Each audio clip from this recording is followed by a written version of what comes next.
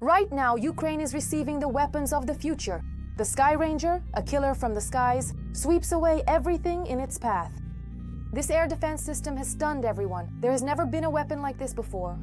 Shock, Europe is in turmoil as dozens of Russian drones have stormed into Polish airspace. There is already a response. The American reaction has astonished everyone. Something incredible is coming. The US will cut off a piece of Russia. The Pentagon has already set its sights on the Kremlin's islands. And the Russian invasion of Finland. Putin is terrified by the Chinese trap. Meanwhile, in Russia, a bloody abyss. The SVO fighters are returning and terrifying the entire country. This will surprise you. The Zaporizhzhia Nuclear Power Plant is one step away from disaster. The countdown is now in days. The IEA has made an emergency statement. A new Chernobyl is inevitable. The US is in shock. The brutal murder of a Ukrainian woman in the metro has shocked the world. Trump personally intervened. For Ukraine, this changes everything. All this and more in our upcoming report. Hotspot. Urgent. Ukraine is receiving the weapons of the future, and Germany is delivering to our soldiers something that will turn the tide of the front. Incredible. The mobile air defense system Sky Ranger. These sky killers can wipe out enemy drones and missiles in seconds. What is this technological marvel, and how will it change the rules of war with Russia? Watch this. The Ukrainian sky will become even stronger. One of the main threats in this war is drones, with which the terrorist state is literally bombarding Ukrainian cities and critical infrastructure. But now, the arsenal of the defense forces will be reinforced with a weapon capable of stopping an entire swarm of drones. We're talking about the latest German air defense systems, the Sky Ranger. The contract for their delivery will be signed on September 10th at the DCI Defense Exhibition in London. Their manufacturer, the Rheinmetall concern, stated that Ukraine will be given priority even over the Bundeswehr. This statement was not made by chance. It was a response to the largest drone attack by Russia since the beginning of the war. On the night of September 7th, the enemy launched more than 800 Shahed drones and their imitators. Ukraine withstood the blow, but it became clear that the drone war is escalating. It's reaching a new level. The Sky Ranger is a mobile anti-aircraft platform that can be mounted on all types of vehicles. Each of these systems can effectively cover an area of 4 by 4 kilometers, completely clearing it of any and all drones, ensuring comprehensive airspace security. This means that all drones will be neutralized. And this is not an exaggeration. In automatic mode, the systems use a cannon and high-precision ahead munitions, creating a dense cloud of sub-munitions around the target. In the first place, they are intended to combat low-flying targets. These include UAVs, helicopters, and cruise missiles. To destroy a single drone, usually 1 or 2 shots are enough. The high rate of fire and automatic targeting system allow dozens of targets to be hit in a matter of seconds, making it impossible. A swarm of drones breaking through the system's kill zone. The radars operate 24/7, tracking every aerial target in 3-dimensional space. The ammunition load is about 250 ready-to-fire shells. And the ammunition contains 160 tungsten pellets, each weighing 1.25 grams, with a total payload of up to 200 grams, which serve as the striking elements when countering UAVs and other aerodynamic threats. There are 2 versions of the system, the Sky Ranger 35 and the Sky Ranger 30. The first is equipped with a 35mm revolver cannon with automatic targeting, which can elevate up to 85 degrees and rotate 360 degrees. The effective firing range reaches up to 4 kilometers, with a rate of fire of up to 1,000 rounds per minute. And the turret is operated by 2 crew members inside the vehicle. The cannon uses ahead ammunition, which creates a cloud of sub-munitions in front of the target, allowing it to reliably destroy drones and small aerial objects. The Sky Ranger 30 is a lighter version with a 30 meters cannon and short-range missiles. This version has an engagement range of up to 3 kilometers and a rate of fire of up to 200 rounds per minute. Both versions are equipped with a sensor system, including radar, an infrared camera, and a laser rangefinder, and are also capable of automatic target tracking, providing reliable protection of territory from aerial threats. Now, every enemy attack will receive an instant and precise response, and the defense of Ukrainian cities and critical infrastructure will reach a new level. The Ukrainian sky will truly become impenetrable. Sensational news! An explosive night in Europe. Dozens of Russian drones stormed into Polish airspace. Polish Prime Minister Tusk confirmed the unexpected. The new details shocked everyone. What does Belarus have to do with it? But this is just the beginning. The Kremlin has already set its sights on Finland. NATO is in Putin's crosshairs. Is Moscow really preparing for a new invasion? Watch all the details right now. Russia shelled NATO member country Poland. As a result, 23 Russian drones entered Polish territory. It is also known that the country's president, Karol Domrodzki, has decided to convene a meeting of the National Security Council within 48 hours. The drones flying toward Poland came not only from Russian territory but also from Belarusian territory. There they have already been called lost. However, Polish and Lithuanian SIM cards, which were previously found in the drones, tell a completely different story. The publication Defense Express claims that Russia had been preparing drone attacks on Poland since July, and Warsaw was warned about this critical situation. Analysis of the strategically vital and often discussed so-called Suwalki corridor. We're talking about a potentially significant and concerning incursion into the sovereign territory of Poland, the Baltic states, and the territory of the Republic of Belarus for a variety of complex reasons, which could have far-reaching implications. The creation of a land corridor connecting the Republic of Belarus with the Kaliningrad region is possible in exchange for political and military pressure on the leadership of Ukraine, with the aim of forcing territorial concessions. At 9 a.m., the Poles convened a government meeting. The country's Prime Minister, Donald Tusk, stated that there is no reason to panic. Nato reported that they are maintaining close contact with the Polish leadership. But the ones who are truly obsessively worried about their own country are the Russians. And under this pretext, Russian leaders continue to attack other countries. This time, they are threatening Finland, the newest member of NATO. The head of the Russian Defense Committee stated that Finland is becoming a hotbed of fascism even faster than Ukraine. And he warns Helsinki about a possible conflict with Russia. The Russian Federation is deploying military facilities directly near the borders. In Finland, this refers to the construction of military bases in Petrozavodsk and Kandalaksha. The goal is to exert military political pressure on the new members of the NATO bloc. First and foremost, this concerns Finland and Sweden. The Institute for the Study of War notes that the chairman of Russia's Security Council, Dmitry Medvedev, threatened Finland using rhetoric that the Kremlin had previously used to justify the invasion of Ukraine. He stated that confrontation with Russia could lead to the collapse of Finnish statehood forever. While the aggressor country would devour the whole world with its eyes on the temporarily occupied territories of Zaporizhzhia region, there is a shortage of personnel for the self-proclaimed authorities. As a result, the occupiers are bringing in Russian militants, proudly calling them Zaporizhzhia heroes. The ministries, defense, Ukrainian armed forces and special operations and others. Meanwhile, the perception of the period is instead in the building. Collaborators who agreed to cooperate with the Russian Federation headed the occupation administrations from among the local population. This number has sharply decreased. Therefore, the Russian Federation faced a dilemma. There are practically no locals willing to lead or work in the administrations of the occupied territories. That is why the issue of a personnel shortage has become so acute.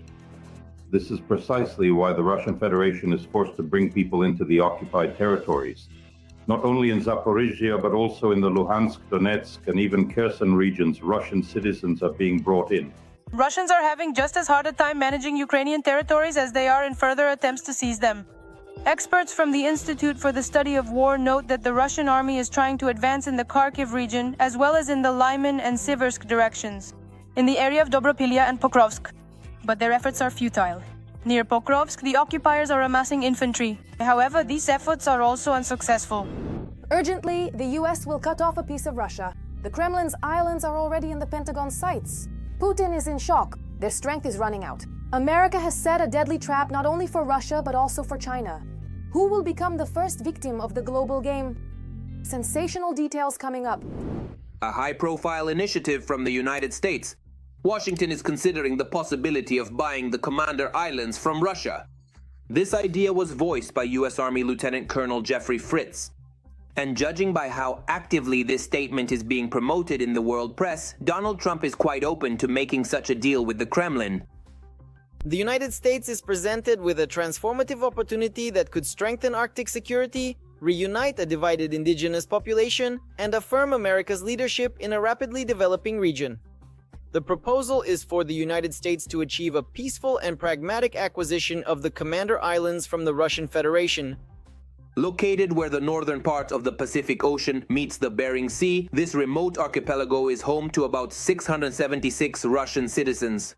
Its size is approximately 431,000 square kilometers, which is roughly equivalent to the area of California. The price in question is no less than about $15 billion. The proposed estimate includes $6.5 billion for the land itself, $4 billion for the natural resources located there, and another $2.5 billion from the US to the Kremlin for the biodiversity and environmental value of the Commander Islands. And another $2 billion. Washington is ready to pay for the local infrastructure. And all for what? To monitor potential activity of Chinese submarines.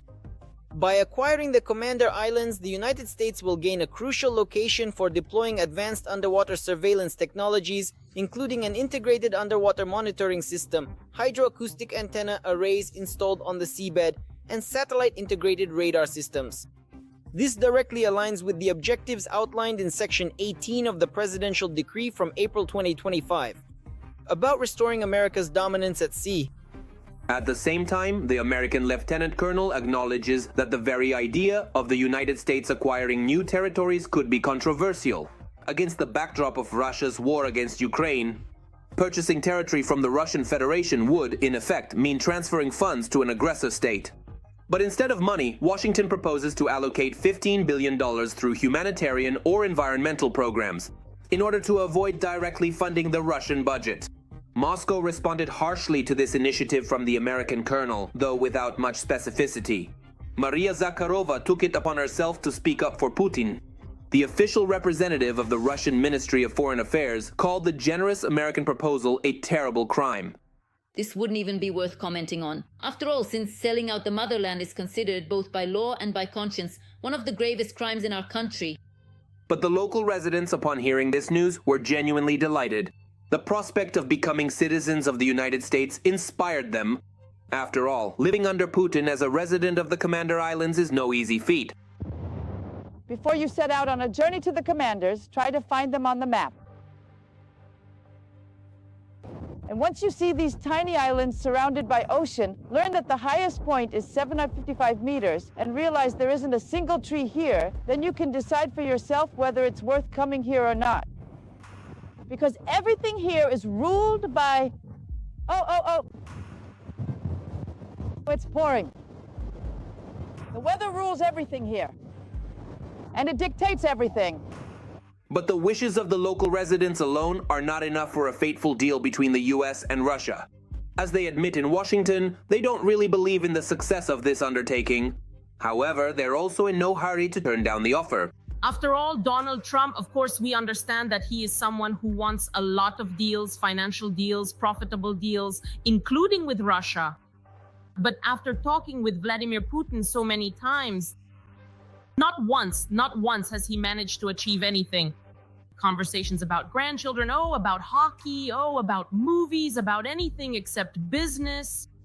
Nothing works out with Vladimir Putin. It's impossible to reach any agreement. And Russia itself doesn't even have the right to dispose of its own Commander Islands, military analysts explain. On such a sensitive issue, Putin relies entirely on Beijing's will. And whatever Xi Jinping says, that's exactly what the Kremlin will do. Russia is not a sovereign actor. It truly isn't sovereign. That's why Trump publicly said, "I have nothing to talk about with Putin." He won't talk to him because Putin no longer influences the processes. He is completely dependent on China. And the further it goes, the more dependent he becomes. And that's perfectly clear to everyone.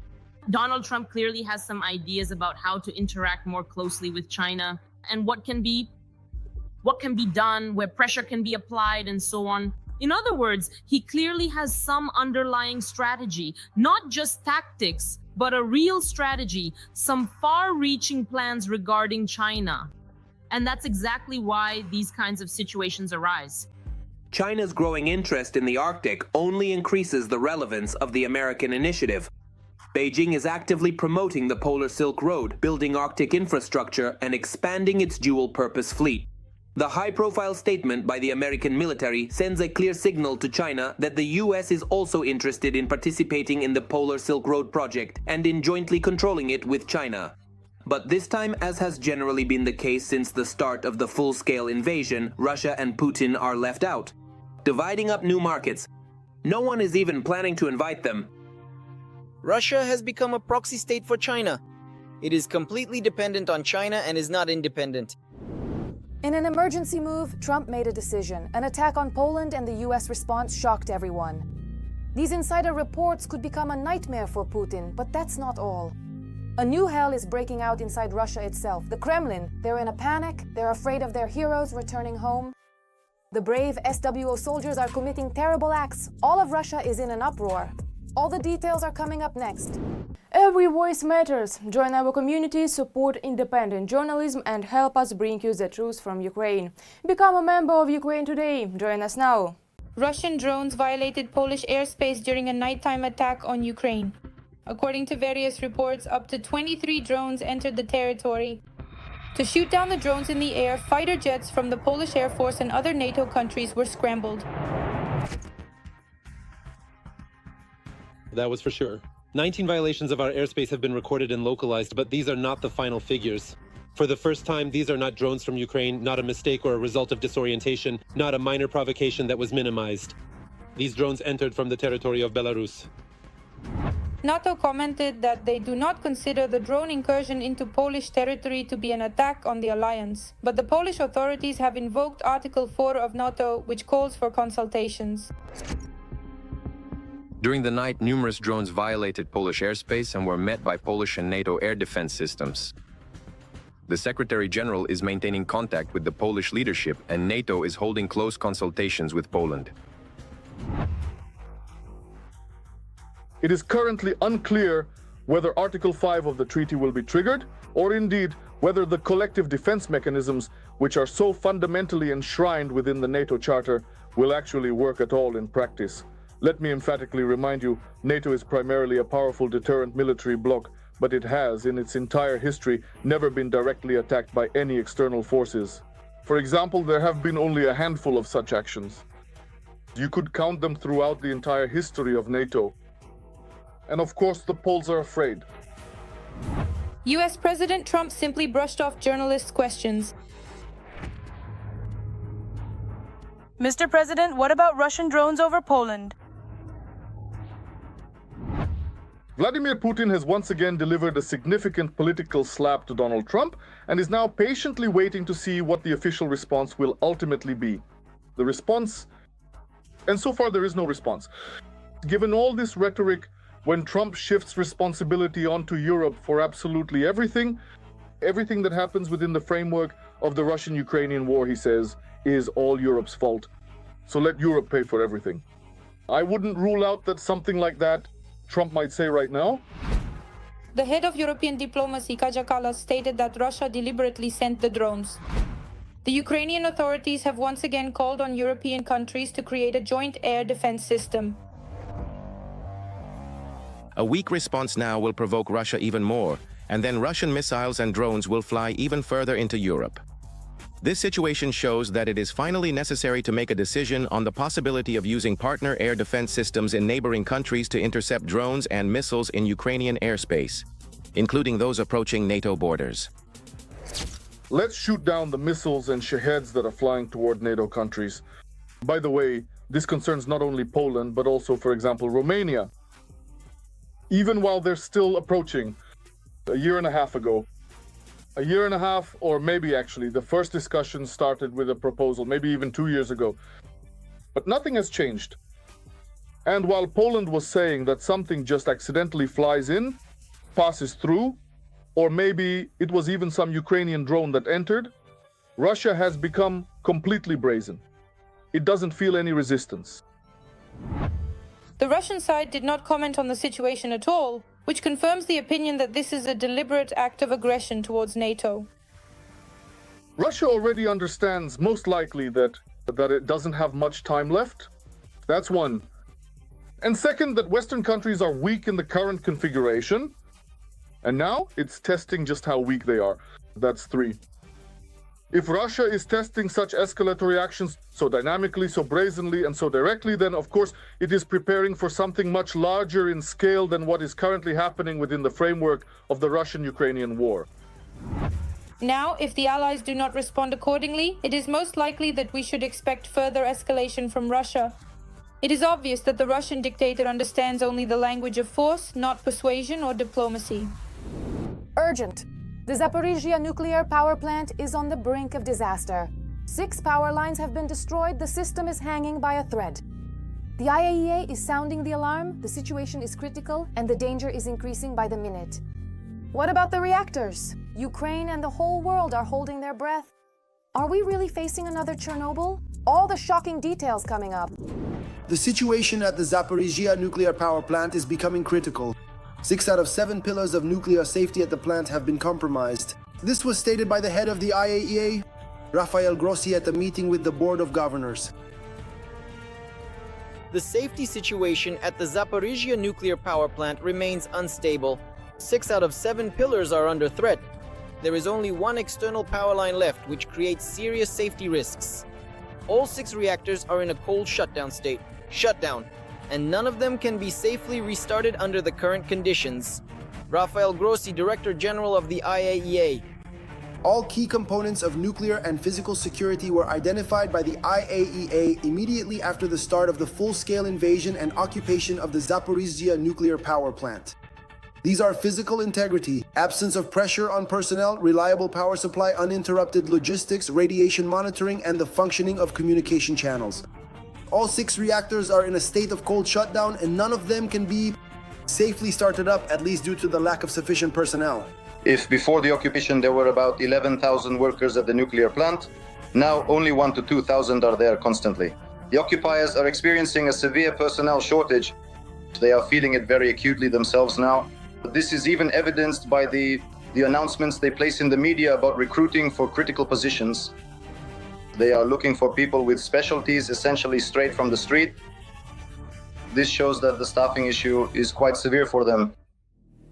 The water level in the cooling pool has dropped to a critical level, and it is impossible to solve this problem without Ukraine. The water level in the cooling pond has dropped to 13.4 meters, approaching the threshold of 12 meters, below which the cooling system fails. Measures to isolate the supply channel provide short-term relief, but a long-term solution is needed, such as building a pumping station. Ongoing military actions, including attacks in the immediate vicinity of the Zaporizhzhia nuclear power plant site, are causing serious concern, increasing stress and risks. Rafael Grossi, Director General of the IAEA. Recently, Russia did not allow IAEA experts to access the newly constructed dam near the Zaporizhzhia nuclear power plant. And during a weekly inspection, the expert was also denied access to the western part of the turbine hall of one of the Zaporizhzhia nuclear power plant reactors. In addition, the mission recorded sounds of military activity near the occupied plant. Before the occupation, the Zaporizhzhia nuclear power plant had 4 high-voltage supply lines and 6 lower-voltage lines. Now, if we're lucky, the plant is being operated by just 2 lines. Only 2 lines, and periodically, once a month or even more often, these lines are damaged because of ongoing military actions nearby. And to restore one of the lines, it is necessary to spend some time, a day or 2, to repair them. But there are only 2 lines in total. Recently, a Kremlin representative, Putin's trusted envoy Sergei Kirienko, visited Enerhodar from the nuclear power plant. The main topic is the preparation of key infrastructure facilities and the nuclear power plant for the upcoming autumn-winter period. And according to propaganda media, there are no problems at the plant. But Ukrainian experts and IAEA head Grossi are convinced that the plant is on the brink of disaster. Shock. The brutal murder of a Ukrainian woman in the USA has shocked the world. An American criminal brutally murdered a young woman in front of cameras and witnesses. This incident shocked both Ukraine and America, and President Trump himself got involved in the case. What are the authorities hiding, and what awaits the killer now? All the sensational details, watch right now. Photos of the 23-year-old Ukrainian woman Irina Zarutskaya, who died in the USA, are on every American TV broadcast. The murder took place back at the end of August, but only now. The North Carolina police have released shocking footage from the subway. The young woman entered the subway car and sat down across from a man in red. She was just looking at her phone, unaware that in a few minutes he would stab her several times.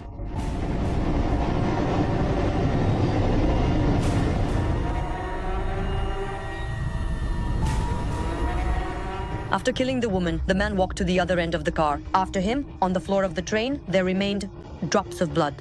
Passengers looked on in bewilderment and stepped over the bloody trail.